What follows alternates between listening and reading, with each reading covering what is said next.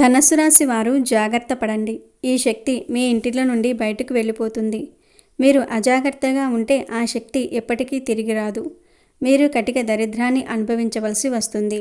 ఇంతకీ ఆ శక్తి ఏమిటి అని ఆలోచిస్తూ ఉన్నారా? ఆ శక్తి ఆల్రెడీ మీ ఇంటి చుట్టుప్రక్కల తిరుగుతుంది. ఆ శక్తి ఏమిటో తెలిస్తే మీ కాళ్ళు చేతులు వణికిపోతాయి. ఈ మాటలు మీరు ఇప్పుడు వింటున్నారంటే ఇది అనుకోకుండా జరిగిందని అనుకోవద్దు. ఈ లోకంలో ఏదీ ఊరకే జరగదు. గాలికి రాలే ఆకు వెనుక కూడా దేవుడి సంకల్పం ఉంటుంది. జ్యోతిష్య చక్రంలో ధనస్సు రాశి వారికి ఒక విశేష స్థానం ఉంది. ఈ రాశిలో పుట్టిన వారి జీవితంలో మరికొన్ని రోజులలో ఒక పెద్ద మార్పు రాబోతుంది. ఆ మార్పుకు మిమ్మల్ని సిద్ధం చేయడానికి ఈ సమాచారం మీ దాకా వచ్చింది. బహుశా మీ జీవితం పూర్తిగా మారడానికి కొన్ని గంటల ముందే మీరు ఇది చూస్తున్నారేమో. ఈ క్షణం ఇది మీకు కనిపించిందంటే అది ఖచ్చితంగా ఆ అమ్మవారి దయ మీపై ఉండటం వల్లే జరిగింది. మీరు గతం నుండి పడుతున్న బాధ, మీ ఒంటరితనం, మీ కన్నీళ్లు అన్నీ ఆ తల్లి చూసింది. నా బిడ్డ పడిన కష్టం చాలు అని ఆ దయగల తల్లి మిమ్మల్ని కరుణించింది. అందుకే మీరు ఈ మాటలు వింటున్నారు. ఇది కేవలం ఉత్త మాటలు కాదు, మనసుతో తెలుసుకోవలసిన దైవ అనుభవం. మీరు కలలో కూడా అనుకోని ఒక పెద్ద అద్భుతం మీ జీవితంలో జరగబోయే సమయం వచ్చింది. ఈ క్షణం నుండి మీ జీవితం మారబోతోంది. మీ రాత మారబోతోంది. ఇది నిజం. త్వరలోనే మీరే ఇది చూస్తారు. గడిచిన జీవితం ఒకలా ఉంది, రాబోయే జీవితం మరోలా ఉంటుంది. ఇప్పటివరకు మీ దారి ముళ్ళు రాళ్లతో కష్టంగా ఉండి ఉండవచ్చు. ప్రతి అడుగు వేదనతో, పోరాటంతో గడిచి ఉండవచ్చు. కానీ ఇకపై మీ దారి పూలబాటల సుగంధ పరిమళాలతో నిండినట్లుగా సులభంగా మారబోతోంది. ఈ మంచి మార్పుకు ఇదే ఆరంభం. మీ మంచి భవిష్యత్తుకు ఇదే స్వాగతం. ఈ మాటలు మీ దాకా చేరటం కూడా దేవుడి నిర్ణయమే. కానీ దీన్ని కేవలం ఒక సాధారణ వీడియోగా చూసి అర్థం చేసుకోకపోతే జీవితం అర్థం కాని గందరగోళంగా మిగిలిపోతుంది. నిర్ణయం మీదే. మీ జీవితాన్ని శాశ్వతంగా పూర్తిగా మంచి వైపు మార్చే కొన్ని విలువైన క్షణాలు రాబోతూ ఉన్నాయి. వాటిని అందుకోవడానికి మీరు సిద్ధంగా ఉండండి. గడియారం చప్పుడు మీ పాత కష్టాలను వీడ్కోలు చెప్తూ మీ మంచి భవిష్యత్తుకు దారి చూపిస్తుందని అనుకోండి. మిమ్మల్ని మీరు కొత్తగా మార్చుకునే మంచి సమయం చాలా వేగంగా దగ్గరకు వస్తుంది. అందుకే ఇప్పుడు నేను చెప్పే మాటలను మీ పనులన్నీ ఆపి పూర్తి శ్రద్ధగా వినండి. ఎందుకంటే ఈ మాటల్లో మీ భవిష్యత్తుకు సంబంధించిన ఒక ముఖ్యమైన రహస్యం ఉంది. ఈ వీడియోని ఒంటరిగా చూడండి. సాక్షాత్తు ఒక దైవశక్తి మీ ఇంట్లో ప్రవేశించబోతుంది. ఆ దైవశక్తికి ఆల్రెడీ మీ మీద కరుణా కటాక్షం అనేది స్టార్ట్ అయ్యింది. ఇంకా మీ ఇంట్లో ప్రవేశం ఒక్కటే ఆగి ఉంది. ఎప్పటి నుంచో మీ మీద ఆ దైవశక్తి అనేది ఏదైతే ఉందో అది తిరుగుతూ ఉంది. ఆ దైవశక్తి ఎప్పుడు మీ దగ్గరికి చేరుదామా అని ఎదురు చూస్తుంది. అలాగే మీ జీవితంలో ఉన్న కష్టాలన్నీ హరించి చక్కగా మీ దగ్గరికి వచ్చి మిమ్మల్ని కాపాడుకుంటూ, మీకు వచ్చే ప్రతి ఒక్క ఆపదను కాపాడుతూ మిమ్మల్ని చల్లగా చూడడానికి ఆ దైవశక్తి మీ చుట్టుపక్కలే తిరుగుతుంది. ఇక 10 రోజుల్లో ఆ దైవశక్తి మీ ఇంట్లో ప్రవేశించబోతుంది. ఆ దైవశక్తి గురించి మీకు మంచిగా ప్రతి ఒక్క సంకేతం తెలుస్తుంది. ఆ దైవశక్తి ఎంతో సైలెంట్గా మీ జీవితంలోనికి ప్రవేశిస్తుంది. కానీ ఆ దైవశక్తిని గుర్తించకపోతే మాత్రం మీ జీవితంలోనికి వచ్చినటువంటి ఆనందము అంతే సైలెంట్గా తొలగిపోవచ్చు. మరి ధనుసు రాశి వారు తీసుకోవాల్సిన జాగ్రత్తలు ఏమిటి? మీకు వచ్చే సంకేతాలు ఎటువంటివి? ఆ దైవశక్తి మీ ఇంట్లోకి వచ్చేసింది అని చెప్పే ప్రతి ఒక్కటి కూడా చాలా క్లియర్గా ఇప్పుడు మనం ఈ వీడియోలో మనం తెలుసుకుందాం. ఫ్రెండ్స్, ఫస్ట్ అయితే ఈ వీడియో కనుక మీకు నచ్చినట్లయితే ప్లీజ్ లైక్ చేసి మీ ఫ్రెండ్స్కి షేర్ చేయండి. అలాగే మా ఛానల్ని సబ్స్క్రైబ్ చేసుకోండి. అలాగే ఈ వీడియోని ఎక్కడా స్కిప్ చేయకుండా చివరి వరకు చూడండి. అప్పుడే కదా మేము చెప్పే ప్రతి ఒక్కటి చాలా క్లియర్గా మీకు అర్థమవుతుంది. అలాగే మీ కులదైవం పేరు కూడా కామెంట్ చేయండి. ఇక వీడియోలోకి వస్తే ధనుసు రాశి వారి గురించి చెప్పాలి అంటే, బంగారం ఎలా అయితే దెబ్బలు తిని ఒక నగగా మారుతుందో, ఈ ధనుసు రాశి వారు కూడా అదేవిధంగా కష్టపడి ఒక ఉన్నత హోదాకి చేరుకుంటారు. వీరు అలా ఉన్నత హోదాకి, మంచి హోదాకి చేరుకున్న తర్వాత అందరూ కూడా వీళ్లను ప్రశంసిస్తారు. ఈ ధనుసు రాశి వారిని నిందించిన వాళ్ళే వీరిని చూసి ఆశ్చర్యపోతారు. ఈ ధనుసు రాశి వారు ఎప్పుడూ కూడా ఎవరిని కించపరచాలి లేదా ఇతరులను బాధ పెట్టాలి అనే ఆలోచన వీరికి ఉండనే ఉండదు. వీరు ఏదైనా కూడా ముక్కుసూటిగా మాట్లాడుతూ ఉంటారు. వీరు మనసులో ఒకటి పెట్టుకొని బయటకు ఇంకొకలాగా అస్సలు ప్రవర్తించరు. ఈ ఒక్క గుణం వలనే ధనస్సు రాశి వాళ్ళు ఎప్పుడూ కూడా విజయం వైపు దూసుకు వెళ్తారు. అదేవిధంగా వీరు పేదరికంలో బ్రతుకుతున్నా కానీ వీరు ఎవరినీ కూడా దూషించరు, నిందించరు. అందుకే వీరి చుట్టూ ఎప్పుడూ కూడా మంచి సానుకూల వాతావరణం అనేది కలిగి ఉంటుంది. అందరూ కూడా వీరిని ఇష్టపడుతూ ఉంటారు.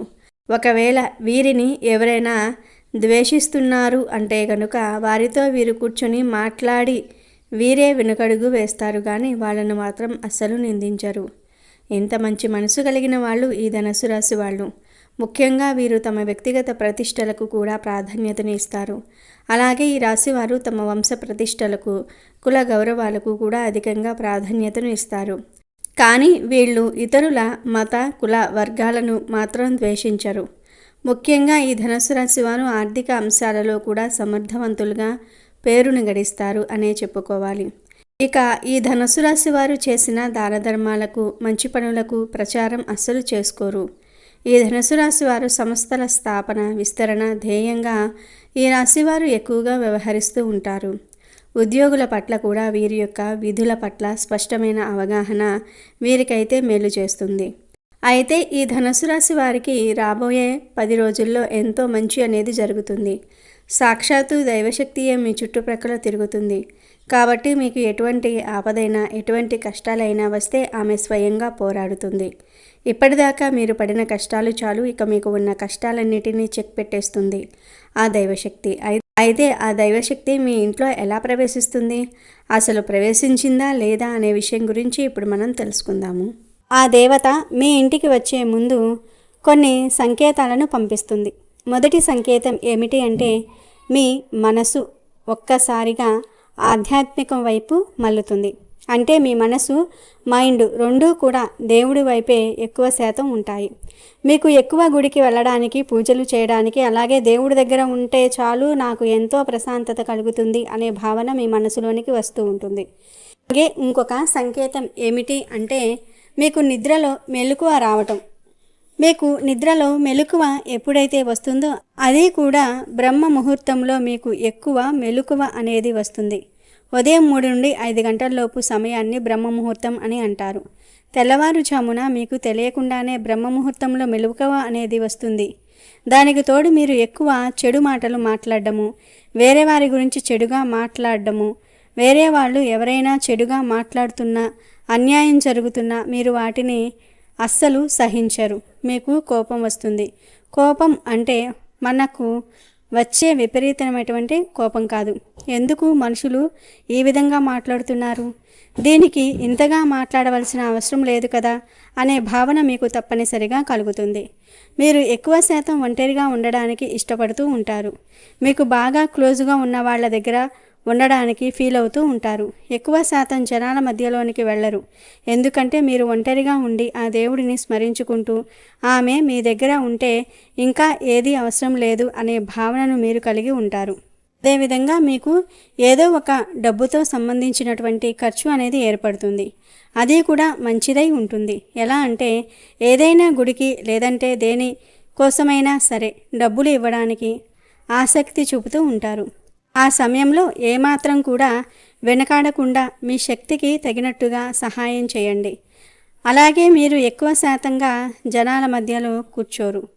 వాళ్ళు మాట్లాడే అనవసరమైనటువంటి మాటల మీద మీకు ఏమాత్రము కూడా ఇంట్రెస్ట్ లేకుండా మీకు ఎంతసేపటికి సేవ, అలాగే దేవుణ్ణి స్మరించుకోవటము, మంచి మాటలు వినటము, ప్రశాంతంగా ఒంటరిగా ఉండి మెడిటేషన్ చేసుకోవటం, ఎక్కువ శాతంగా పీస్ ఆఫ్ మైండ్ అనేది మీకు ఉంటుంది. అక్కడే మనకు అర్థమైపోతుంది కదా. మానవుడు అనేవాడు ఎప్పుడు చూసినా డబ్బు మీద అలాగే దురాశ ఆలోచనలతో ఉంటాడు. మనిషి ఎక్కువగా నేను అది ఎలా పొందాలి అని చెప్పి తన మనసును అలాగే మైండ్ని పరిగెత్తిస్తూ ఉంటాడు. కానీ ఎప్పుడైతే మోహం అనేది తీరిపోతుందో అప్పుడు మంచి రూట్లో నడుస్తాడు. ఆ సమయంలో మనిషికి ఇవన్నీ కూడా ఎక్కువగా చేరువవుతూ ఉంటాయి. కాబట్టి ఈ సంకేతాలన్నీ కూడా మీకు చాలా ఈజీగా తెలుస్తాయి. ఈ సంకేతాలు మీకు రావటం స్టార్ట్ అయితే కనుక ఇక అర్థం చేసుకోండి దైవశక్తి మీ ఇంట్లోకి ప్రవేశించిందని. అక్కడి నుంచి మీకు ఎటువంటి కష్టాలు ఉండవు. అప్పటిదాకా మీరు చేస్తున్నటువంటి ప్రతి పనిలో వచ్చిన ఆటంకాలన్నీ కూడా తీరిపోతాయి. మీకు ఎటువంటి సమస్యలు అనేవి ఉండవు. మీ ఫ్యామిలీ పరంగా, అలాగే మీ ఇంట్లో పిల్లలు, మీ తల్లిదండ్రులు కావచ్చు, వారితో కూడా మీ సంబంధాలు మంచిగా మెరుగుపడతాయి. ఏదైతే స్టెప్ తీసుకోవాలని అనుకుంటూ ఉన్నారో దానికి ఇది మంచి అవకాశం అనే చెప్పాలి. మీకు ప్రమోషన్ రావచ్చు, శాలరీ ఇంక్రిమెంటు అనేవి జరగవచ్చు. ఆ పని ఇక జరగదు అని అనుకుని వదిలేసినట్టుంటే ప్రతి ఒక్క పని కూడా ఇక మీకు తెలియకుండానే సజావుగా సాగిపోతూ ఉంటుంది. మీకు తెలియకుండానే ఆమె అనుగ్రహంతో ప్రతి ఒక్కటి మీ దగ్గరకు చేరువవుతూ ఉంటుంది. ఇక ఆ దేవత ఎవరు అంటే మీ కులదైవం.